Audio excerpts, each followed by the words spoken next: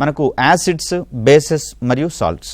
క్రింది వానిలో ఏది స్ట్రాంగ్ యాసిడ్, వీక్ యాసిడ్, అదేవిధంగా స్ట్రాంగ్ బేస్, వీక్ బేస్ అంటే బలమైనవేవి, బలహీనమైనవి అనేటటువంటి కోణంలో ఇవి మనకు వచ్చేటటువంటి అవకాశం అనేది ఉంది. అదేవిధంగా సాల్ట్స్కి సంబంధించి చూస్తే ఈ యాసిడ్స్ మరియు బేసెస్ కలవడం వల్ల న్యూట్రలైజేషన్ ప్రాసెస్ అని చెప్పేసి మనం అంటాం. అంటే తటస్థీకరణ చర్యలో మనకు సాల్ట్స్ అనేవి ప్రిపేర్ అవుతూ ఉన్నాయి. ఇక్కడ మనం రెగ్యులర్ లైఫ్లో ఉండేటటువంటి అప్లికేషన్స్ ద్వారా వీటిని మనము వాటిని క్రోడీకరించుకుంటూ చదువుకోవాల్సినటువంటి పరిస్థితులుగా మనం చూస్తాం.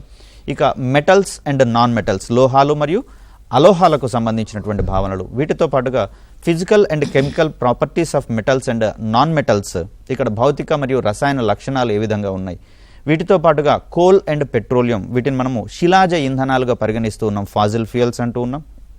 మరి వీటిని మండించడం ద్వారా ఏం జరుగుతుంది అనేటటువంటి కోణంలో కూడా మనకు క్వశ్చన్స్ పడేందుకు అవకాశం ఉంది. ముఖ్యంగా ఇవి కంబషన్ ప్రక్రియలో భాగంగా ఉంటున్నటువంటి సందర్భాలలో ఇవి ఇంజిన్స్కి చోదక శక్తి వనరుగా మనకు ఉపయోగపడుతున్నటువంటి సందర్భంలో వీటి యొక్క వినియోగాన్ని అధికంగా చేస్తూ పోతున్నటువంటి క్రమంలో పొల్యూటెంట్స్ కూడా అధికంగా మనకు పర్యావరణంలో రిలీజ్ అయ్యేటటువంటి అవకాశాలు ఉంది.